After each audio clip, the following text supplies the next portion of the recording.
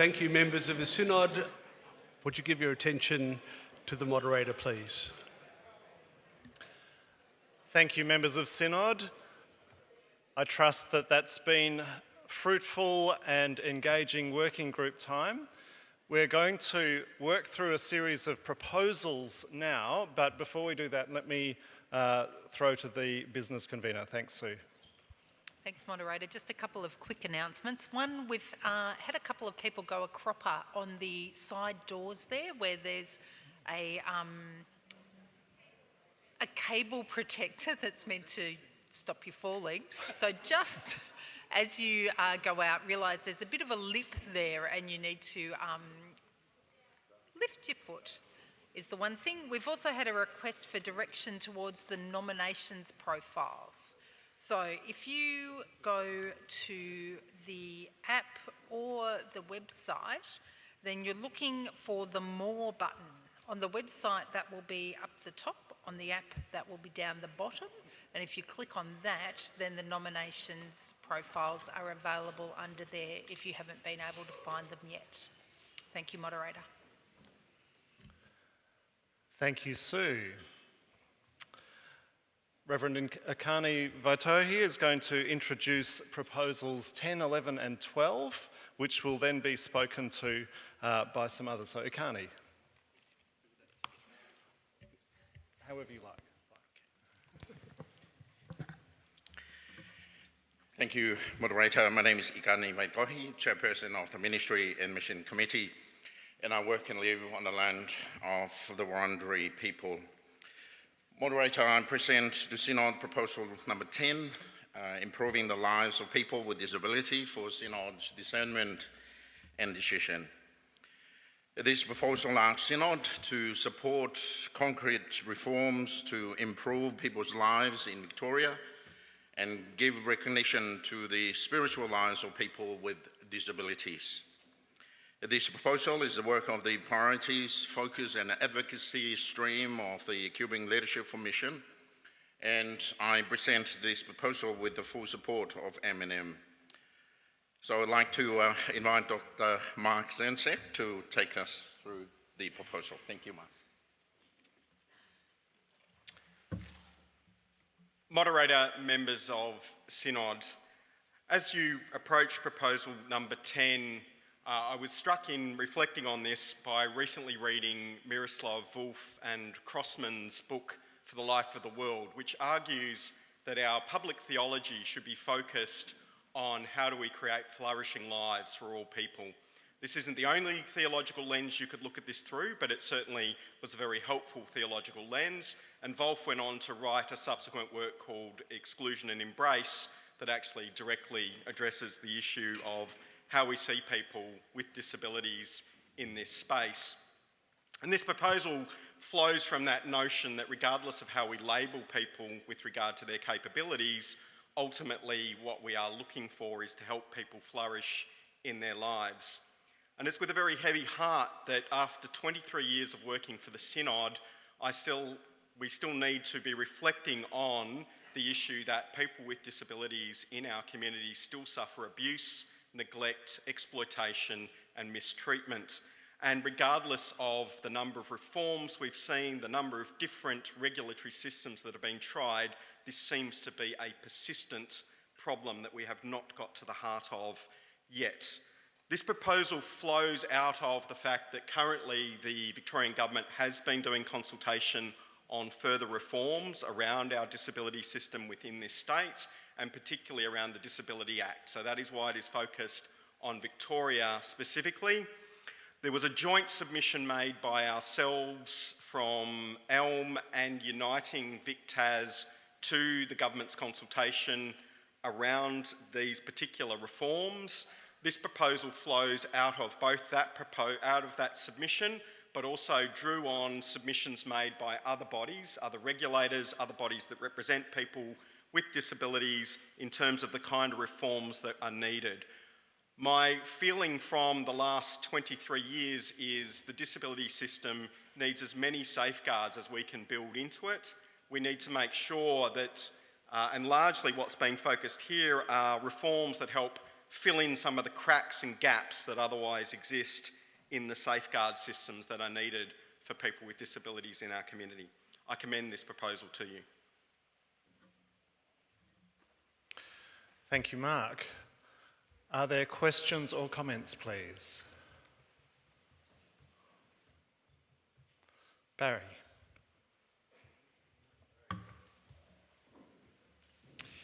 And just wondering, is there any relevance to Tasmanian government of all this, please?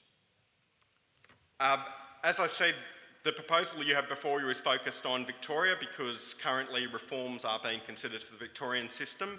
In terms of the Justice and International Mission Cluster, we do work on different social justice related issues between the two states, and we recognise Victoria and Tasmania have different needs and should be dealt with separately. So the 4 areas we're currently working on in relation to Tasmanian reforms are in the area of homelessness and housing, where we've been pushing for the state government to introduce 1,000 homes per year being built. They are moving towards that target of having 10,000 homes built over the next 10 years.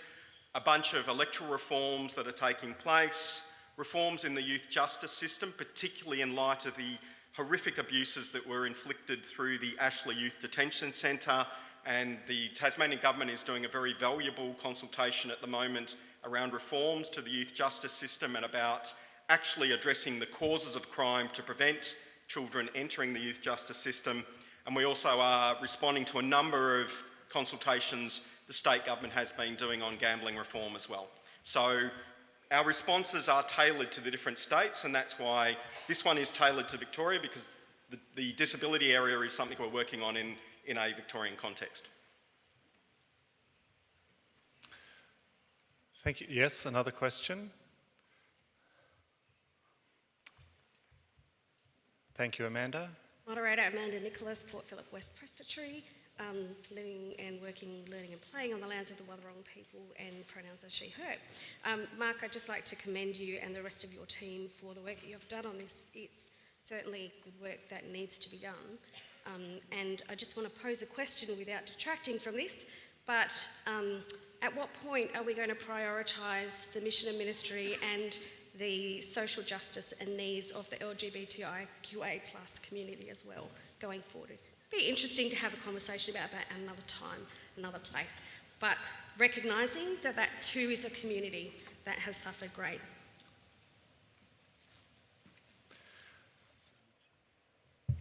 Do you want to answer that one? Just please. Quickly, in the sense, the Justice International Mission Cluster responds. We do an annual survey of the members of the synods, the broad congregations who are social justice active about what issues they wish to be resourced to be active on, and we respond very much to that. Based on your question there, we can feed that question into the next survey that we'll do this year, and we'll get a bit of a sense of what the energy might be from congregations and from church members about addressing that. As staff members, we see ourselves as responding to the membership of the church and resourcing the active membership of the church rather than deciding the agenda itself. Sorry, can I please just respond? No, I think at the moment we need to focus on the proposal we've got in front of us. This is an important discussion, but not for this moment. Yeah, no, that's fine. It's good. Thank you. Thanks, Amanda. Are there any questions about the proposal that we've got before us, or comments about the proposal that we've got before us?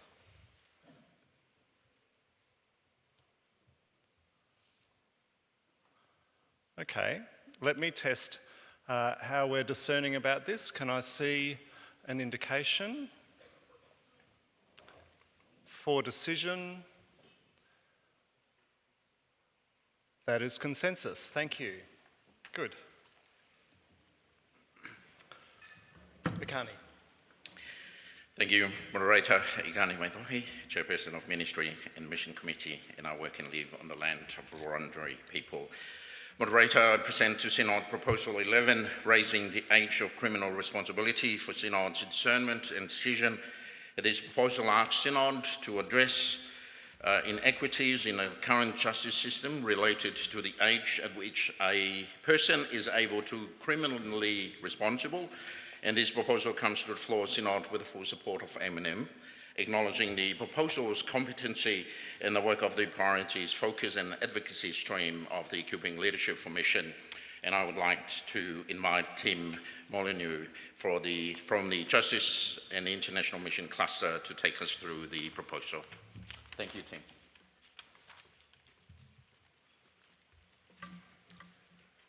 Moderator and members of Synod, I'm Tim Molyneux and I live and work on the land of the Wurundjeri people. So I want you to all to imagine yourself at the young age of 10.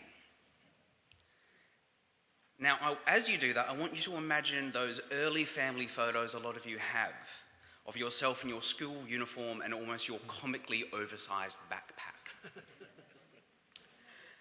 And I want you to try and remember what your biggest concerns were at 10.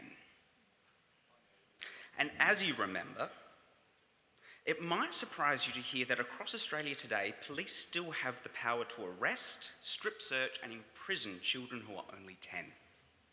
And that typically a child is in year 3 or 4 in primary school. Kids deserve to be in school, not imprisoned, which is why we need to work towards raising the age of criminal responsibility to 14 years of age in Victoria and Tasmania and right across Australia. We know that not all kids get equal starts in life. And this proposal speaks to addressing how that social inequality, time and time again, is played out in our justice system. Raising the age means changing the way our criminal justice system views and treats children in the eyes of the law, and gives the most vulnerable children in our community a chance, rather than trapping them. It would mean intentional resourcing and support for communities and families.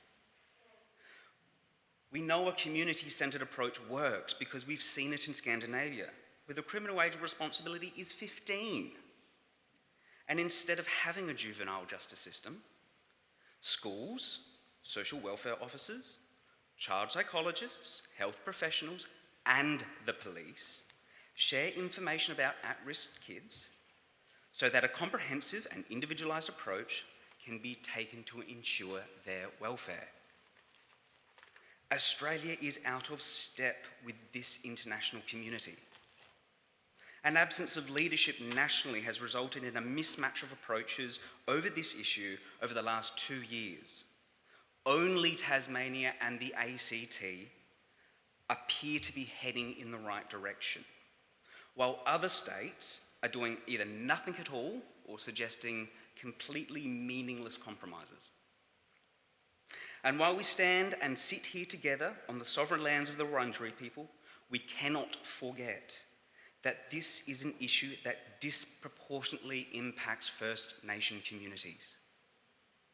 In adopting this resolution, we send a clear message that compassion wins, and that addressing the needs of vulnerable children must be vested first and foremost within the communities. Thank you, Moderator. Thank you, Tim. Questions to this proposal? Please come to the microphone.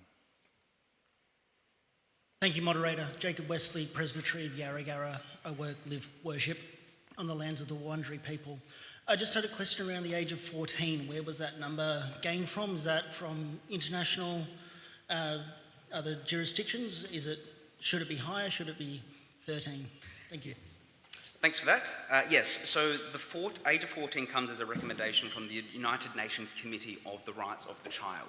Now, their recommendation is officially at least 14, but the commentary strongly suggests that it's actually 16. But from the body of research that we get from leading psychologists, based on psychology and biology of the development of a child's brain, what we know is that 14 is the bare minimum that it should be. Anything below that, there's no justification for it. So 14 is credible, it's established, and it seems to be growing the international standard as well. We can see this across Europe, that 14 and 15 seem to be very much the average there as well. Thank you. If anyone has questions, by all means, come and queue at microphones, and that would be helpful. Thank you, Andrew. Moderator, thank you. Andrew Boatman, Presbytery of Western Victoria. I live on the lands of the Wathaurong people. I've spent many years as a bail justice, and I've had experience in making judicial decisions of many young people, and have personally remanded several, if not many, children of age 11, 12 and 13. I don't recall one of 10 years of age. And the crimes with which they've been charged have been really, really violent crimes. And I think that speaks to a whole range of things about community understandings and community responses and non-criminal, non-punitive approaches. And some I would have said of even of 12-year-olds, I sensed in them that there was a real malice in what they were doing. There were certainly many who I would say were just along for the ride and were probably caught up in the wrong place at the wrong time. And the Victorian Bail Act has really, and trying to identify compelling circumstances was really tricky, that the default was that they would need to be remanded. And so I struggled with that. But I would confirm anecdotally, but in my experience, the ratio of Indigenous children is at least as quoted, and in the context that I was working, probably, I would say, substantially greater than that. So I can confirm that. But I get my question is of this age, and noting that in the report, there's some jurisdictions are moving at least to sort of think about, well, let's raise it from 10 to 12. Are there figures on the numbers of 12 and 13-year-olds compared with the number of 10 and 11-year-olds? And I'll probably reinforcing, but with the comment of the previous, to my mind, there is a difference that comes in around that 12 and 13-year mark, and how your responses, whether you've spoken to those who are supporting young people and keeping them out of the criminal justice system, and if they've identified any other age groups and other modelling. Thanks. Certainly. So with the first part, so a lot of the data capture around that age demographic clearly indicate that there is between ages of 10 and 14, we're still talking a very small amount of children, and in Victoria as well. That age demographic between, say, a 10-year-old, 11-year-old, 12-year-old is smaller again. So in that capture, like 12, there's more in that 12 or 13 age range. Going back to the original part of what you were talking about with these exceptional cases where there are kids that are caught up in terrible situations. What we are talking about here is system reform. This isn't something about addressing a symptom, it's about addressing the root cause. It's about going, let's get to the heart of the problem, which is a disconnection from family, where there's not enough support, where there are things in the communities which we need to enable the communities and the families to do the support and the nurturing and the love that they need to do in a system that's removed from the criminal justice system. Because at the moment, to unfortunately be put into a situation where you need to sentence the child is a terrible situation to be in. Because in doing so, you are criminalising that child by putting them through that system. So the idea is to remove them from that system to begin with and to put them in a more appropriate context, which is communities and families.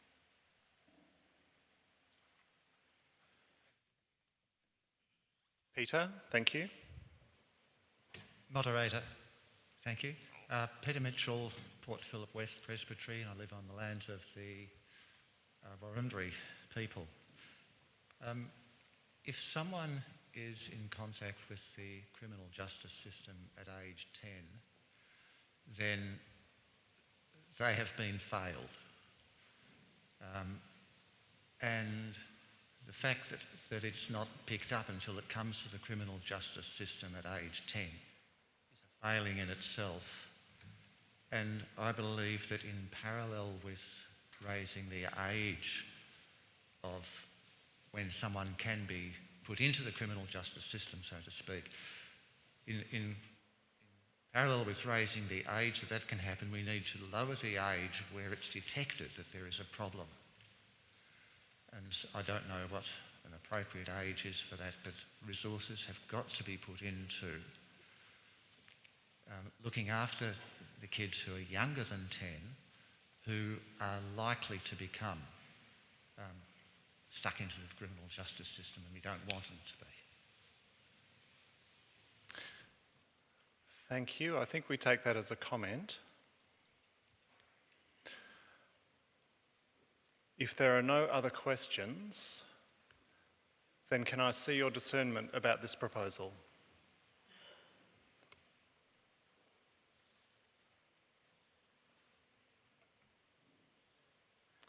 We have consensus. Thank you. Thank you, Tim. Akani? Thank you, Moderator. Members of Synod, I present to you Proposal 12, Disability Action Plan for Synod's discernment and decision. This proposal asks Synod to celebrate and acknowledge the work completed and the ongoing work from the 2019-2022 Disability Action Plan, and to affirm the need for a new and updated plan for 2022-2025.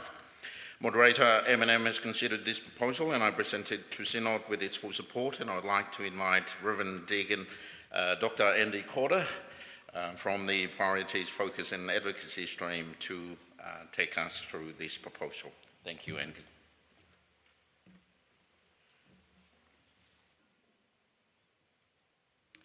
Moderator, members of Synod, Andy Calder, in placement with Elm. I live and work on Wurundjeri land. The current Disability Action Plan 2019-2022, which I have in my hand here, many of you will be familiar with, comes to an end this year. So this proposal comes to you in the context of three things particularly. In 2018, in this very place, the 15th Assembly of our church adopted its Statement of Access and Welcome, with a resolution that each Synod of the Uniting Church in Australia develop a disability action plan. Secondly, this plan builds on successive disability action plans since 2001. And thirdly, this comes to you in the context of the need for ensuring ongoing vigilance and attention to eliminating discrimination towards people with disabilities. So the proposal requests the development of a plan beyond the current one for congregations, presbyteries, Synod ministries and operations, and Synod reporting bodies. The development of the plan would be led by Elm. Work has begun in terms of the components of the plan beyond the current one. I'll give you some indications of the areas that have been suggested to us, and we invite further suggestions, and there's an opportunity at 5:30 today as one of the Choose Your Own Adventures if you would like to come and contribute to an ongoing plan. The Disability Royal Commission, federally, our church has responded to, and our own Synod has a task group working through some of the areas that we really need to focus on. The Royal Commission's recommendations will come through next year, so we anticipate that some of those recommendations under consideration may well flow into the next plan. In consultation recently with the Elm Liaison Presbytery Ministers, we want to continue to build on our response to the mental health needs of congregations, further to mental health first aid courses that were held over the last couple of years. We recognise the need that many people experience and live with autism in our congregations, and there will be further resources coming through towards the end of this year. The principal, the head of college, Sean Winter, and I have had a dialogue about how further we can support candidates who are in the process of formation who may be living with disability. So that's a little taster of some of the things that we recognise are ongoing and need to be addressed. So, Moderator, I bring this proposal for the Synod's consideration and discernment. Thank you. Thank you, Andy. Are there questions or comments to this proposal?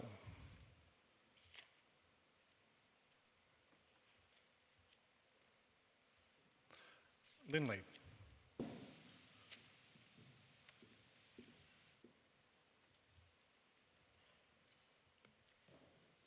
Moderator, Reverend Lindley Lish, Presbytery of Port Phillip West of the Wadawurrung people. Just a question around the short time frame of the disability plan. Like most other strategic plans are about 5 years. So does that have to do with changes in law or that's happening quickly? Especially since like the rollout through Presbytery and into congregations does take a substantial whack of that time, and there's a new one. So just asking your wisdom on that. Yeah, thank you, Lindley. It's a very good question.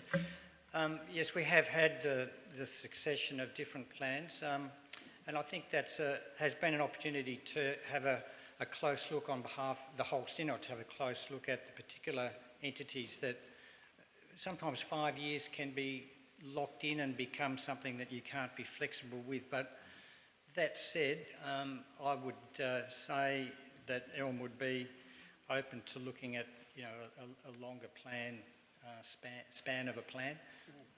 So thank you for the consideration of that, and would certainly give it, you know, due thought. Thank you. Are there any other questions? Then can I see your discernment on this proposal?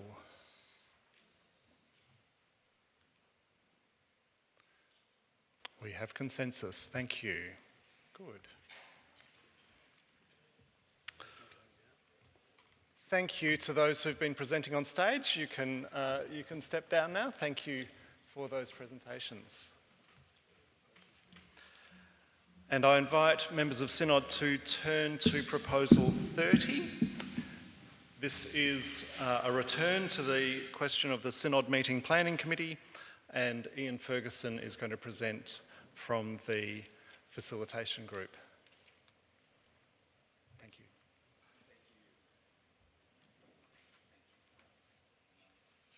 Keep talking. Hello, yes, here I am. Thank you, Moderator. Ian Ferguson, Port Phillip West Presbytery, convener of the facilitation team. I live and worship on Wurundjeri Woiwurrung country. The facilitation team was asked to work with those who wanted to find appropriate language to express the diversity of the church in Part B, Point 7 of this revised proposal. The language used here uses the word diversity, and it also uses the phrase minority voices. Both these terms we were asked to include both these terms by those that we spoke to. Minority voices is a key term used by current social convention. There are communities who self-identify as minority voices. And so, here is a way of capturing the rich and vast diversity and multifaceted diversity of the church, and also that specific need to include those minority voices. Moderator. Thank you, Ian. You have this proposal before you. Are there questions or comments on this shaping of the wording?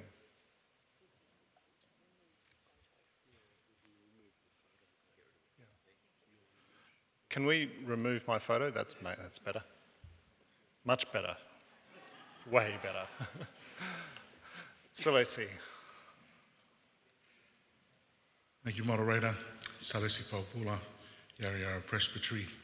I live and work on the land of the Wurundjeri people of the Kulin Nation. I tread lightly in speaking, moderator, because I guess the words that are there I have come to accept. But I would like to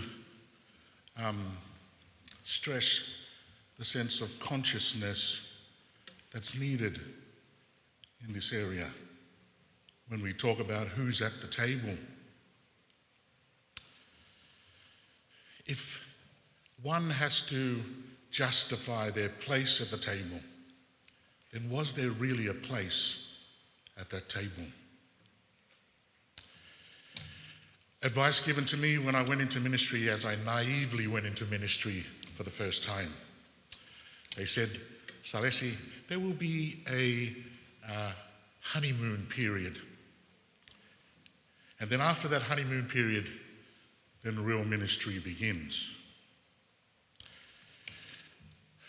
But the advice was that as it got to real ministry, there was a developing of a relationship and trust, that it shifted from just introductions and acknowledgements and moved to perhaps what was at the core of the issues. I'm wondering how long our honeymoon period is. It was declared in 1985 that we were a multicultural church. Not were, we are. And our covenant with the First Peoples is also something that has been declared and stated. We are perhaps at a road where our relationships have gotten to a place where we can talk honestly and we can have those conversations that perhaps the elephant is not an elephant anymore in the room. Maybe it's down to a buffalo, maybe a cow, or, if we dare to say, our sacred cows. So, I agree with the wording that's up there, but I do believe the intentionality and the consciousness of who's at the table needs to be at the forefront so it doesn't get left to default mode. Thank you, Salesi, and there is warm support for your comments. I can't tell who that is behind the mask, I'm sorry. Hi, it's Scott Leslie, moderator, Northeast Victoria Presbytery. I live on Bamkarang and Yorta Yorta land. My question was simply, who decides, how do you know that you have minority voices, and who decides, and how do we ensure that that happens? What's the mechanism, I guess? I think this was one for the General Secretary. Thanks, moderator. It's partially for me and partially for you if this resolves. So my bit is to say that the terms of reference, if we resolve this, the terms of reference for the committee will reference this resolution. So the membership nature, structure, composition will be listed in the resolution. And that will move to terms of reference, and then as the recruitment is undertaken for the terms of reference, for the committee, we will make contact with various networks and groups in the life of the Synod to try to ensure that we have a range of minorities active in the committee. It will be invitational. There'll be no requirement for people to accept that invitation, and it's one of the responsibilities of the Standing Committee to do its discernment to judge whether or not a reasonable level of minority presence will be on the committee in its final composition. So it's a discernment process throughout the way. We also have a Synod Nominations Advisory Panel, which has the fabulous acronym of SNAP, and we'll be asking that group to consider potential members in light of the resolution. And I won't steal what the moderator is going to say if we resolve this as well. So I hope that helps to respond. It's not, there's no clear equation in this. It's a process of listening and learning together and understanding who might be a member given the discussion we've had. Oh, and the other thing to say is the Standing Committee, every member of Standing Committee is in the room now and is listening to this conversation. And so we all together will be able to make use of this conversation as we consider the composition and the appointments of the people.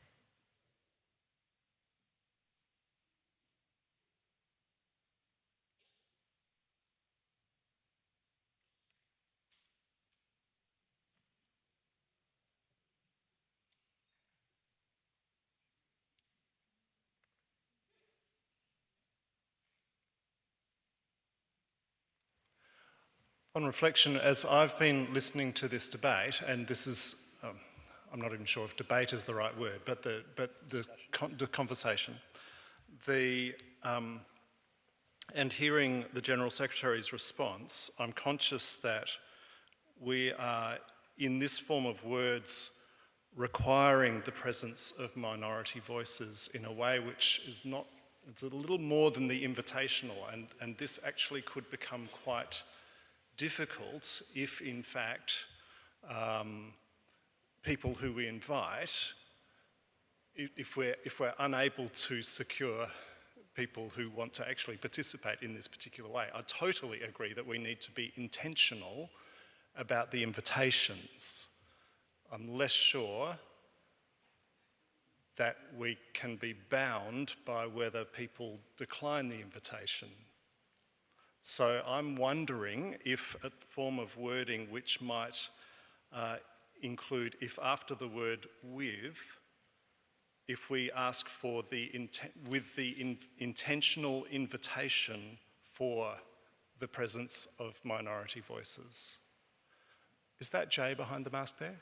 It's not. Sorry, I can't. Oh, Cynthia, sorry. Cynthia. I'll take that as a compliment, moderator. Cynthia Page, Loddon Mallee, Jar Jar Wurrung Land.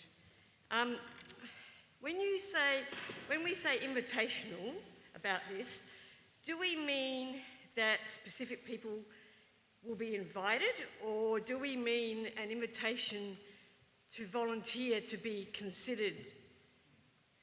I would recommend the latter personally, although that would be more work for those discerning the representation. Thank you. Thank you. It would be both. It would be a combination of inviting people and tapping shoulders, I would imagine. Kelly. Kelly Skilton, Presbytery of Port Phillip East. I live on Bunurong country and my pronouns are she, her. I just want to put out, I'm going to quote Jen Shields, who messaged me. In our context as younger people, this is our everyday lived reality. Knowing who our minority voices are is not something we have to constantly remind ourselves of. It is our people. We know our friends, we know our communities. The invitation, Celeste, we're arguing for this invitation 24/7. We get the invitation, but it's tokenistic. We don't want the invitation, we want a place at the table. Finding minority voices is not difficult. As a queer young woman, disabled, I hit majority of them.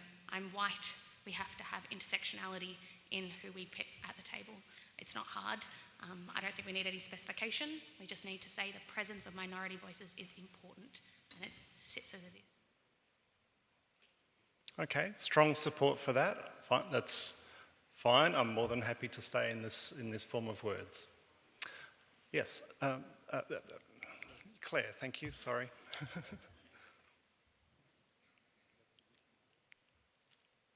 Claire Brockett, on the land of the Wurundjeri people of the Kulin Nation from Yarra Yarra Presbytery and Uniting Age Well.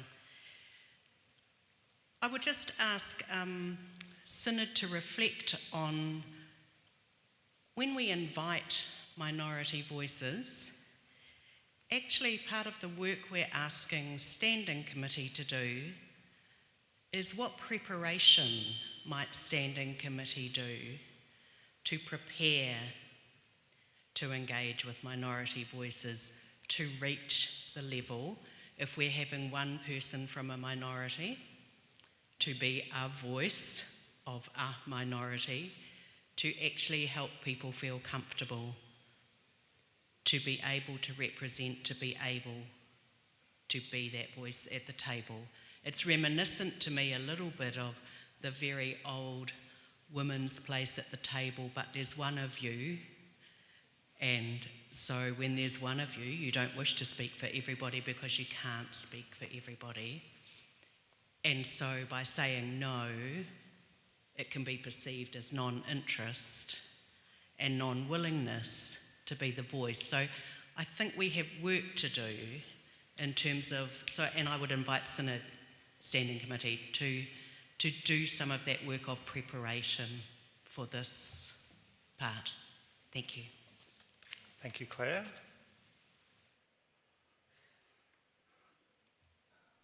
Thank you.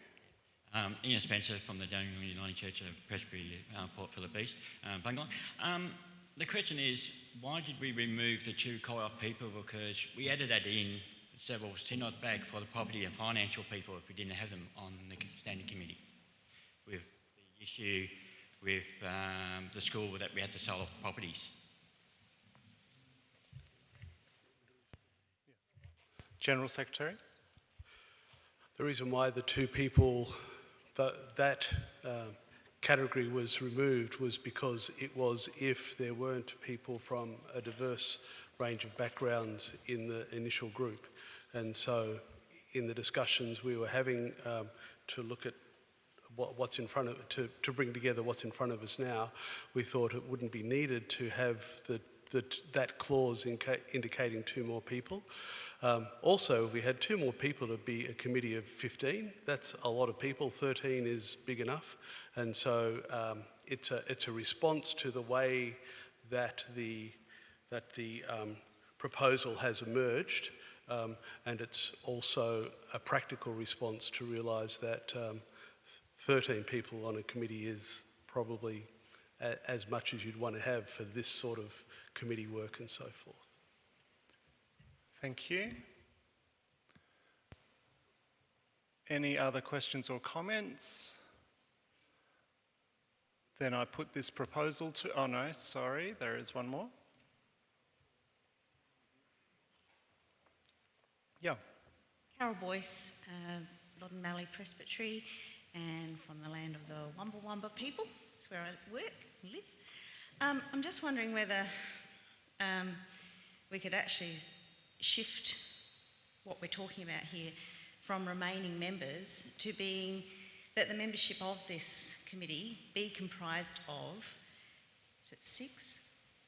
6 persons from a diverse membership who will work with the following people.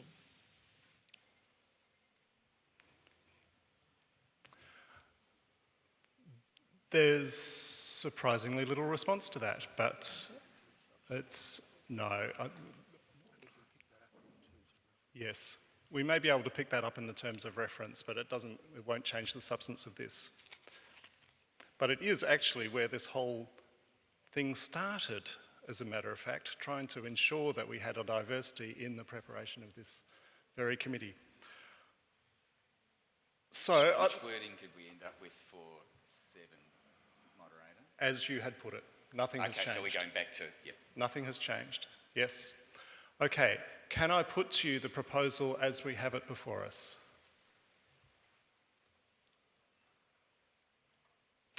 We have consensus. Good, thank you.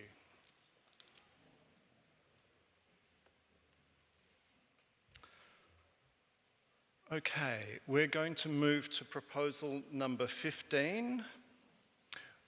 which is about an improved system of income support, and Bronwyn Pike is going to bring this.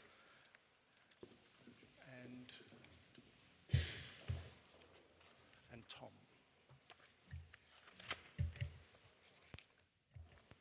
Tom Johnson.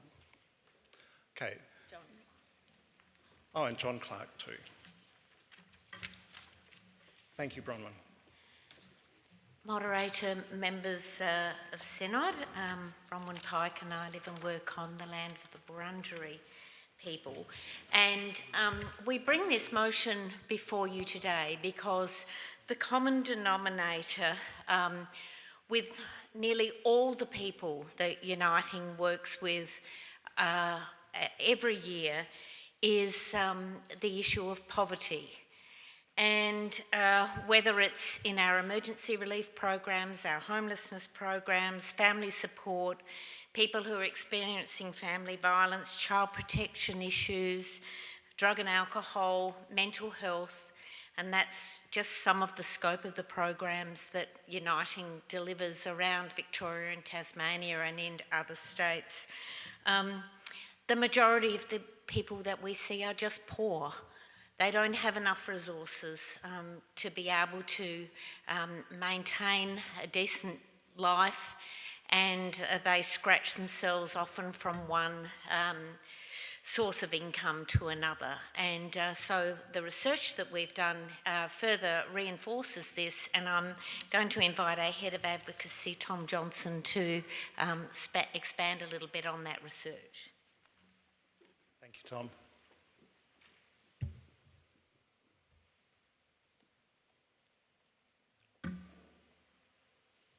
Thank you, moderator, members of Synod. I'm Tom Johnson. I live on Wadawurrung country and work on Wurundjeri country, and thank you for your time today.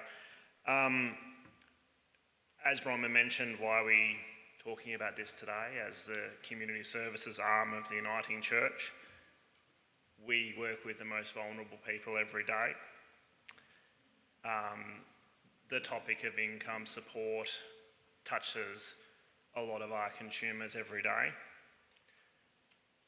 We were deeply concerned when the coronavirus supplement was introduced by the former government and then hastily removed, and you'll see in the proposal that along with Swinburne Centre for Social Impact, we undertook a research report where we talked to our consumers about the very real impact of removing that coronavirus supplement and plunging people in below the official line of poverty. We found that having the coronavirus supplement in place meant that 80% of respondents reported their lives were better in a more positive way. One of our consumers said, the extra money would go to buying my children's school clothes. Another consumer told us that an extra $75 equates to self-esteem and self-worth. Just last week, I was in Bridgewater in Hobart, and I was sitting in the emergency relief with our emergency relief worker. And the common theme that day was that our consumers had to keep their kids home from school because they couldn't afford food. So with the cost of putting petrol in their car, the cost of gas and electricity meant they didn't have enough food. And so they couldn't, so they were coming for food parcels and for food relief. And there was 30 people there that day in Bridgewater seeking that support. And that commonality of the impact on the children was very strong. So we know what happens when we lift income support above the poverty line. Our research confirmed that impact. We shouldn't have any kids in Australia and Victoria and Tasmania living in poverty. So that's why we're calling on that proposal, and I'll pass back to Bronwyn. So So we commend the proposals and the report, which is available. No Fighting Chance is the name of the report. Thank you. Are there questions or comments to this proposal?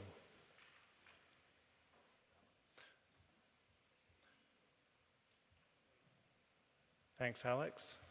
Hi everyone, Alex Sangster, Port Phillip East. I live on the lands of the Wurundjeri people. I'm completely in support of this. I think it's fantastic. I have a little problem with the language, the word consumer. So it was in the 1980s. We think back politically to who was in power at that point in time. Hello, Maggie Thatcher. 1980s was the birth of naming patients and participants in programs as consumers, bringing the capitalist language of the marketplace into the space of the sacred realm of the human. So I'm a minister of the word. We are a church of word and deed. Words matter. So I am completely in support of this. It's astonishing work, thank you. But can we not become captive to a colonial capitalist system of language which turns people into consumers and denies them their worth? Thanks very much for raising that matter, Alex. I'm going to actually ask John Clark, Reverend John Clark, who heads up our Mission and Equity team, to talk to that, because as part of John's team, we actually have a group of people whose responsibility is consumer engagement and consumer advocacy, and that I hope will help you people to understand why we are using that word. It's not a word that we're using without thought or intention, and I'm really glad you've raised it. So if it's okay for John to quickly speak about that. Yes, John, you can come and speak about it. We do note that the word does not appear in the proposal, it's only in the rationale, but it's still a conversation worth hearing. So thank you, John. Moderator, members of Synod, my name is John Clark. Here with Uniting, and I live and work on the lands of the Wurundjeri people. I'm sort of in furious agreement with Alex, but the problem is that we don't have a better word, and that when we spent 2.5 years talking with the people we served about this, guess what word they chose? Consumers. And so we spent those 2.5 years trying to work out how they would like to be referred to, and this is what was chosen amongst many other words that you could think of. You'd be thinking of client and all sorts of other words. And the reason they settled on this was because it was one of the few words that was a little bit strength-based in that it gave them a bit of agency. They choose to use. And so that's why we settled on this. We still have debates about it, but we don't choose to spend another 2.5 years doing so. And so it's probably the best of a whole lot of other words that we've chosen based on the reflections of our consumers. Thanks. Thank you, John. Andrew? Moderator, thank you. Andrew Boatman, Presbytery of Western Victoria. I live on Wotherung land. I particularly refer to Part B of the proposal. 1 and 2 seem to me to be quite concrete proposals, and ones that various commentators have been supporting for some time. Part 3 seemed to me to be nowhere near as specific, and I'm wondering of how you think that might work. And I note I wasn't aware of the Social Security Commission, and I can't find reference to that body in the rationale. So I'm wondering what that commission is, or what a such as might be, and thinking through the applicability and the linkage of that Part 3 with very merit-worthy, to my mind, Parts 1 and 2. Thank you. Tom? Yeah, so the reference to the Social Security Commission is an idea. So it's to establish an independent mechanism that would be such as the Social Security. So what it's about is establishing an independent mechanism. So at the moment it's a politician, the minister, that makes a decision as to where the income support level is set. What we are proposing and what ACOS, as the Australian Council of Social Services, is proposing is this independent mechanism would set the rate of income support.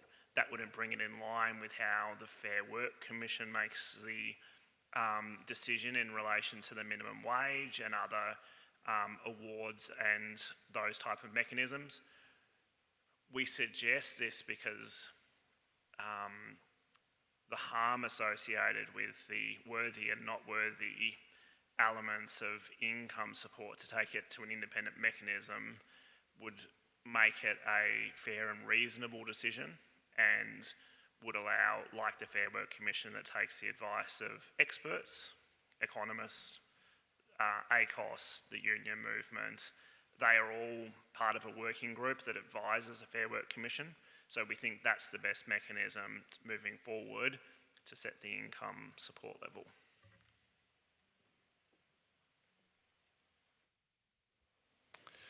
Ian? Thanks, Moderator. Ian Brown from Gippsland Presbytery, Gunai country.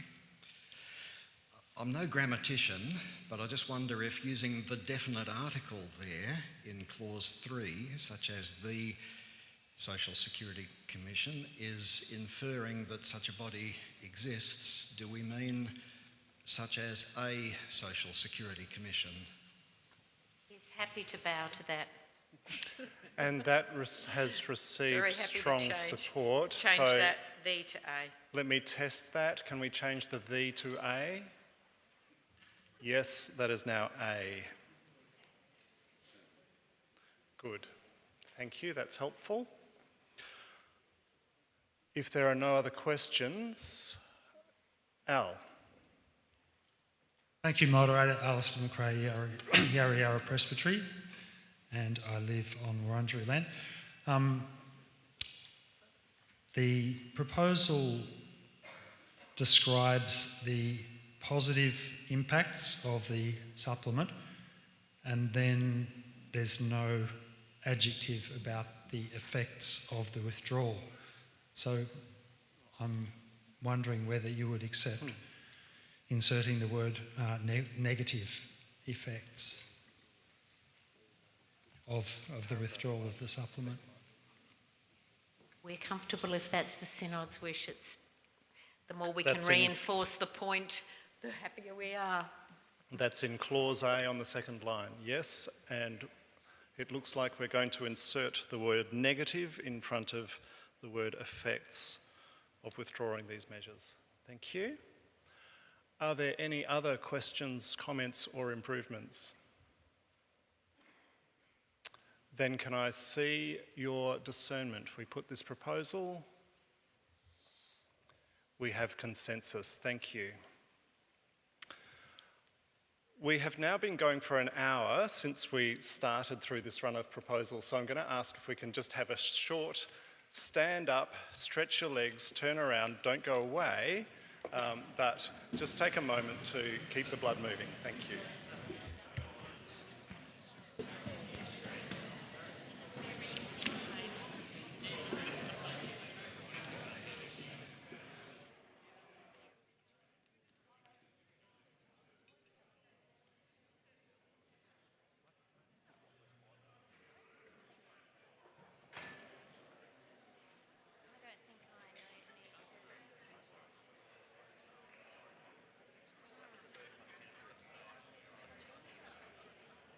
That's a good question.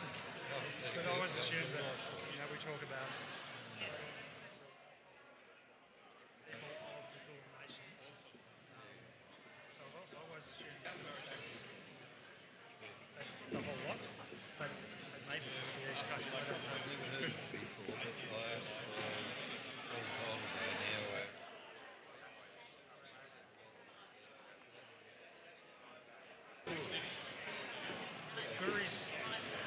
Kooris is East Coast, I think South East. It doesn't apply to Central Australia or anything. They're not tourism. No. No. I used to think that too. But it's okay for Tom. Oh, yeah. He's been associated. Would you please be seated?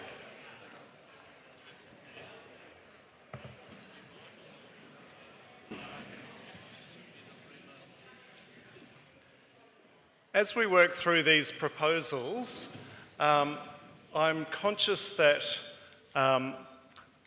not everyone has had a chance to go to the microphone yet, and it's always good to encourage new people who haven't spoken at a synod before to come to a microphone and make, if you want to, and if you've got something to say, we would encourage you to be brave and come to the microphone. And questions are, I think, treated well. So I would encourage you, if you haven't spoken before at a synod and you've got a question, don't be afraid to come to the microphone and give it a go. Proposal number 16, making homelessness a thing of the past. And Bronwyn's going to speak to it. Thank you. Moderator, members of Synod, Bronwyn Pike on Wurundjeri land. So this particular proposal is about homelessness, and homelessness and addressing homelessness is a very key priority for the work of Uniting, which is done, of course, in the name of the Uniting Church in Victoria and Tasmania and other parts of Australia. And I'm sure that I don't have to remind anyone here in this room that the words housing crisis form a dominant part of our narrative in Australia at the moment. And of course, the experience for many in the housing crisis means homelessness. I was at our Ballarat service the other day. We deliver a lot of homelessness services out of our Ballarat office, and over the last few weeks, the number of people sleeping rough in Ballarat has grown very, very quickly. And our team in Ballarat are now supporting, apart from people who they've been able to place in emergency accommodation, they are supporting about 90 rough sleepers every day. They cannot find a place for those people to stay in any rental accommodation, caravans, motels, everything is booked out. And so the best that they can do is provide a swag or a sleeping bag for those people who then come in and wash their clothes and have a shower in our facility near Breezeway and have a meal. And I can tell you those stories right around our two states. One of the workers also told me that she was searching properties for rental from Ballarat right through Balan, up through that whole area, and she found 2 properties that had a room, not just even a whole house, under $250 a week. So this is a very real issue, and I'll ask Tom to give us a bit more detail about it.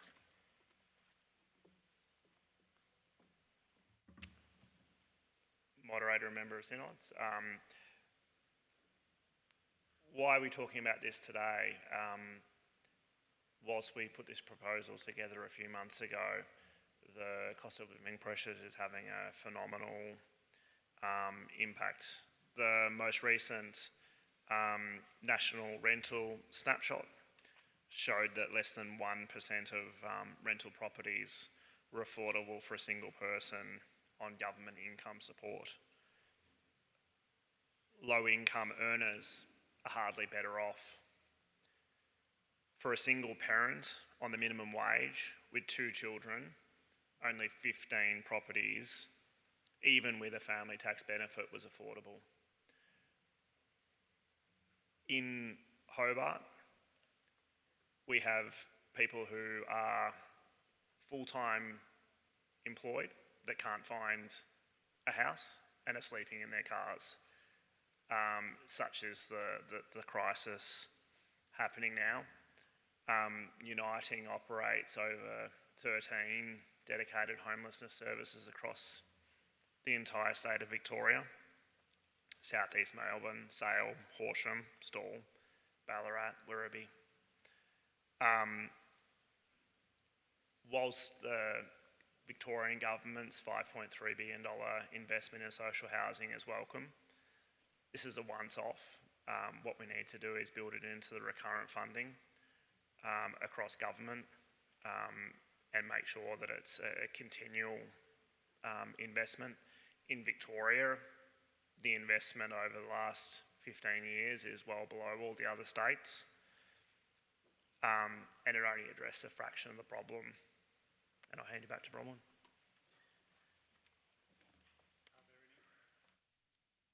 Are there any questions? Thanks, Tony.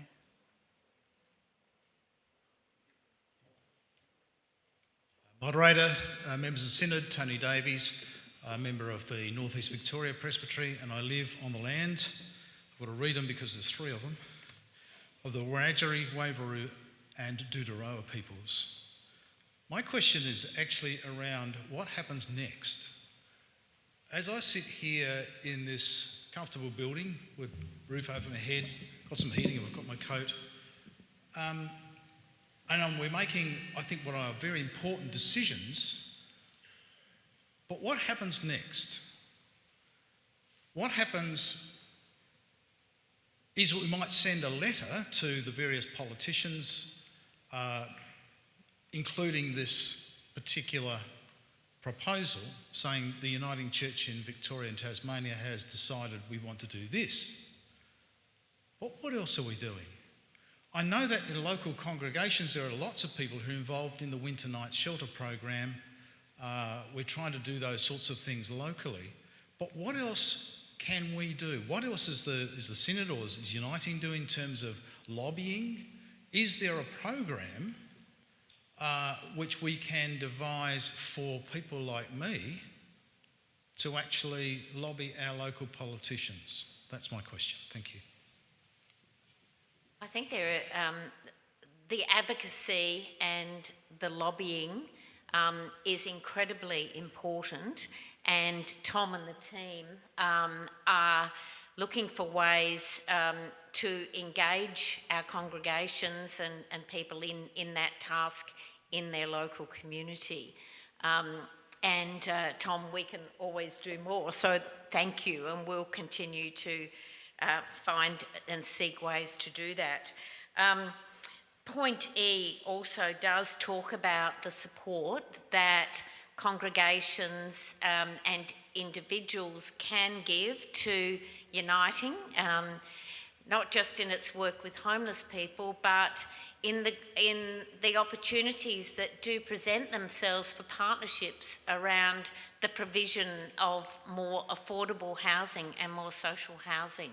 And for those of you who came to the Choose Your Own Adventure yesterday, you will have heard that Uniting Housing has a number of partnerships and conversations about partnerships with congregations about the use of available resources and land for the development of affordable housing and social housing. So we've got proposals before the Victorian government right now that we're very optimistic.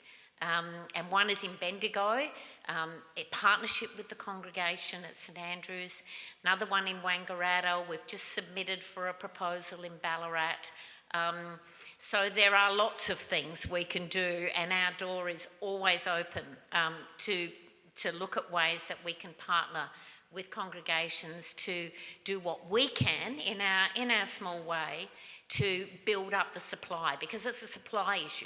We just need more places, and we can do a lot to help. Thank you, Bronwyn. Berlin. Thank you, moderator. I'm Berlin Guerrero, and doing ministry at Dandenong Regional Uniting Church. I'm part of the Port Phillip East Presbytery, and I live in the Bunurong and Wurundjeri People's Land. The issue of homelessness is one of the issues which really interested me in coming to Australia.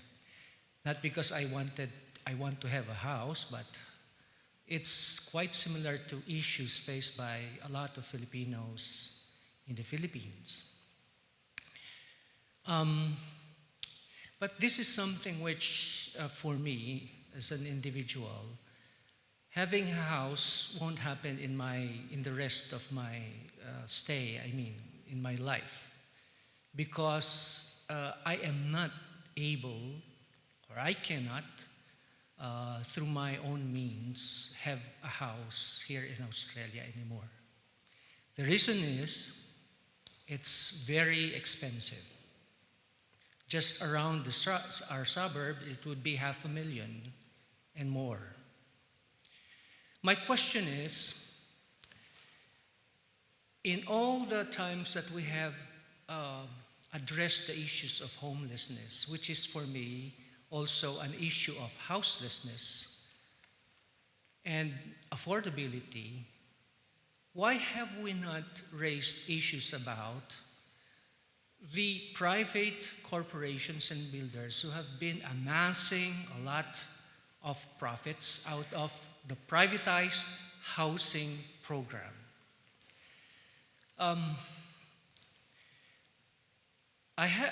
It's not in the proposals. It's not in. So that's for me quite mind-boggling. Why is it not the church raising an issue on privatized housing? Is that something we really want to address, or we are turning a blind eye to it? Thank you, Berlin. Thank you, Bronwyn. I probably might need a little bit more clarity on what part of sort of privatised housing that we're talking about here. The government has made a decision to give greater responsibility to community housing organisations, and in fact Uniting is a registered housing provider. So we are one of the bodies, in fact, who is part of the growth agenda in the whole area of social housing. So I think that's one set of issues. The other set of issues is bigger picture policies that governments have their hands on, things that have to do with our taxation system, capital gains tax, those other matters that I think we should be involved in. We're not addressing them in this particular proposal, but it's certainly very much part of Tom and the team's advocacy work to look at those things that rest in the hands of the Commonwealth that are incredibly unpopular to introduce at election times, but are part of the solution to housing affordability in this country. Thank you. Are there any other... Oh, sorry. Yes, Cynthia. Thank you, Moderator. Cynthia Page, Loddon Mallee, Jar Jar Wurrung Country. I strongly affirm this proposal and thank you for your work and the proposal itself. I strongly affirm Clause 6, which is about embedding support services so that people don't return to homelessness. I strongly affirm that. I strongly affirm your point that until people have secure housing, it's very hard for them to work on other issues. But I don't know whether it's relevant for this proposal, but I would also be wanting us to advocate for those support services while people are still homeless. So, for example, I'm involved with Bendigo Winter Night Shelter, And because that is run by volunteers, some of whom are older, it means that people who have issues often can't be accepted into that program. I certainly affirm clause 6, but also that we just need to do more advocacy around provision of people who have issues. And from my experience, many of the people who have those issues have them because of abuse or something decades before. I also wonder whether you are doing anything about the whole problem of the blame that is attributed to people who are homeless, also to are unemployed, and the dishonesty of our society, government, perhaps church, in not acknowledging that they are victims of our systems. Thank you. Thank you. I think we'll take that as a comment. Ray? Ray Gorman, Yarra Yarra Presbytery, Wurundjeri country. Thank you for your invitation for the up to now voiceless to speak, moderator, and I'll take advantage of that. Bronwyn, you got close to the issue I'd like to raise in your previous answer, and I heard a couple of not mutterings in a negative sense, but comments as I was standing here. There is one issue I'd like to raise and see if Uniting has up to now dealt specifically with it, or think that contributing to it would help to bring homelessness to be a thing of the past. It is an issue that probably does affect many of us here personally, the impact of both of our major parties supporting negative gearing on the housing market. Thanks very much for raising it, Ray. And it was on the tip of my tongue when I talked about capital gains tax, and I was reaching for negative gearing. And it is something I think absolutely has to be on the table. There's a lot of stuff that you can do on the supply side, you can do a lot of stuff on the micro side, but you know, some of our macro taxation settings, in my personal view, are very unjust, and I think we should continue to, those of us who have voices, to advocate for changes in policy, and I know Tom and the team are very committed to doing that and work in partnership with other organisations that want these things on the agenda. As you know, they're extremely difficult and challenging issues to raise publicly, and there's a lot of backlash and complaint when you do, but we're a church of social justice, and where we see systems and structures that perpetuate injustices, we should speak out against them. So I concur. Thank you. I want to bring this back to the proposal before us now. If there are no further questions, can I see your discernment on this proposal, your support? That is supported by consensus. Thank you. Thank you. Bronwyn and Tom and John, thank you. We will move to proposal number 9 now, which is the Moderator Nomination Committee. And it looks like that's going to be Mark, the General Secretary. No, Denise. No, Mark. We're getting the band back together, moderator.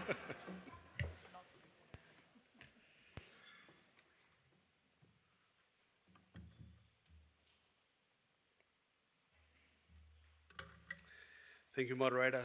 Mark Lawrence, General Secretary. I live on Boonwurrung land.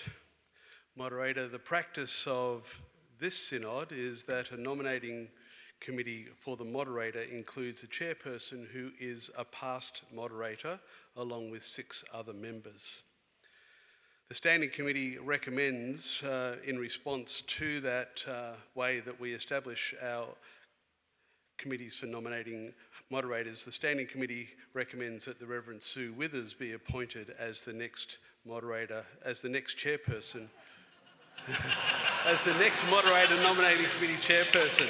Sorry. You can come back for a second bite after a break. That's happened in another synod. I'll mention that to Sue when I phone her and tell her what happens as a result of this. Anyway, sorry about that. I might be getting a bit tired and we've still got a day to go. Sue is a past moderator. She, most recently, her placement was primarily as the Placements Committee Secretary, so has a great awareness of the church across Vic Tas through her involvement in the Placements Committee. Also, Sue has significant governance skills and awareness through being on various boards and councils within and beyond the church, and is currently a member of the Epworth Healthcare Board. And generally, Sue has provided leadership in various forms across the church over many, many years. All this experience and skills will provide a great range of gifts and graces for Sue to provide leadership in the nominating process for moderator-elect to commence from 2023. On behalf of the Standing Committee, I commend this proposal to the Synod.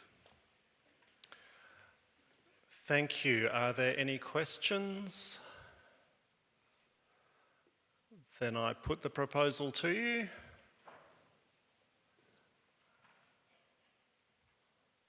That is consensus. Thank you.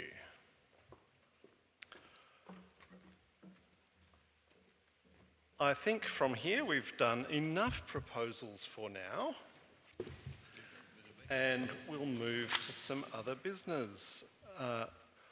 Business convener, can you tell us what we're going to do next, please? We're going to have some announcements and then move off to choose your own adventure. So, the next session is your final choose your own adventure session. Check the app to see what the available sessions are. Hopefully you've already done that and where they are, or you can ask one of the staff volunteers for assistance if you're struggling to find that. Just a reminder that ballot 3 will close at 7:30 p.m, so as we return from the dinner break. So please make sure that you have completed that ballot by then. At 6 p.m, after the session concludes, it is the dinner break, so we go to choose your own adventure and then dinner. So for those who have purchased tickets for the Korean Hambit dinner, please gather in the foyer and walk down together to the venue. If you have a mobility issue and require assistance, then see one of the Synod staff in the main foyer and they'll let you know how they're managing that. And we meet back here to recommence at 7:30 p.m. Thank you, Sue. This is your chance to engage with a whole range of presentations in a different way and in a way that gets you up out of your seats for a bit. So I encourage you to move to Choose Your Own Adventures now, and we'll see you back in this room at 7 o'clock. 7:30, sorry, 7:30.